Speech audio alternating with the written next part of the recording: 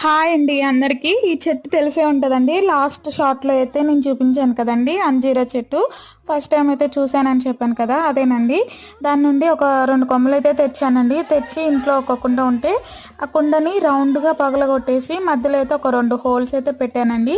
అలా పెట్టిన తర్వాత అందులో మొత్తం మట్టి అయితే ఫిల్ చేశానండి. చేసి ఆ తెచ్చిన 2 కొమ్మల్ని చిన్నగా ఒక 5-6 కొమ్మలు అయితే చేశాను.